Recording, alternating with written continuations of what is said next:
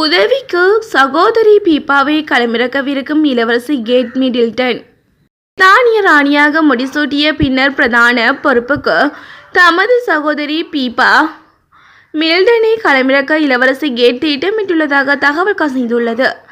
தனது கணவர் இளவரசர் வில்லியம் அரியணை ஏறும்போது இளவரசி கேட் சில திட்டங்களை முன்னெடுப்பார் என்று பிரித்தானிய அரசு குடும்பத்து வரலாற்றாசிரியர்களில் ஒருவரான கேட் வில்லியம்ஸ் கூறுகிறார். தனது சகோதரி பிப்பாவை பிரதான உதவியாளராக நியமிக்கவும் கேட் மிடில்டனுக்கு திட்டமிருப்பதாக கூறுகின்றனர்.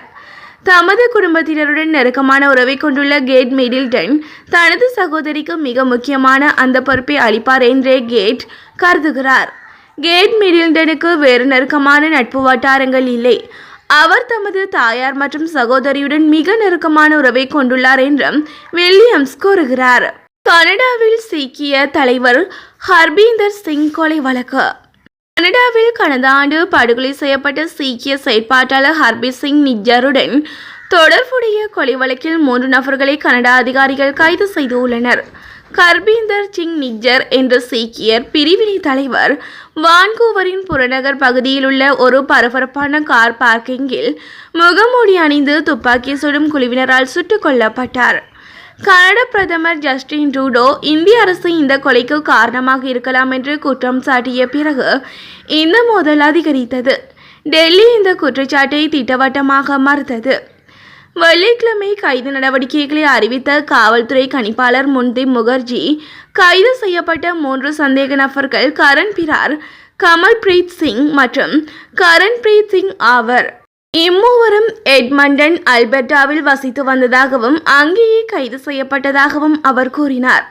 நீதிமன்ற பதிவுகள் அவர்கள் 3 பேர் மீதும் முதல்நிலை கொலை குற்றம் சுமத்தப்பட்டுள்ளதாக காட்டுகிறது. இந்த விஷயங்கள் தொடர்பாக தனித்தனி மற்றும் தெளிவான விசாரணைகள் நடந்து வருகின்றமை குறிப்பிடத்தக்கது. 15 வயது சிறுவன் கொலை வழக்கு. பிரித்தானியாவில் இளைஞர் ஆல்ஃபி லூயிஸை கொலை செய்த குற்றத்திற்காக 15 வயது சிறுவன் குற்றவாளி என தீர்ப்பளிக்கப்பட்டுள்ளது.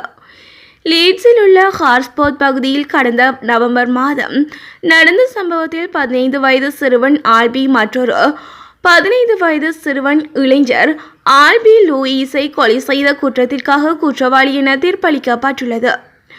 அருகிலுள்ள தொடக்கப்பள்ளி விட்டு வெளியேறும் மாணவர்கள் கண்முன்னே ஆல்பி படுகொலை செய்யப்பட்ட சம்பவம் அதிர்ச்சியை ஏற்படுத்தியுள்ளது. இந்த வழக்கின் விவரங்கள், தாக்குதலுக்கான காரணம் உள்ளிட்டவை இன்னும் தெளிவாக இல்லை.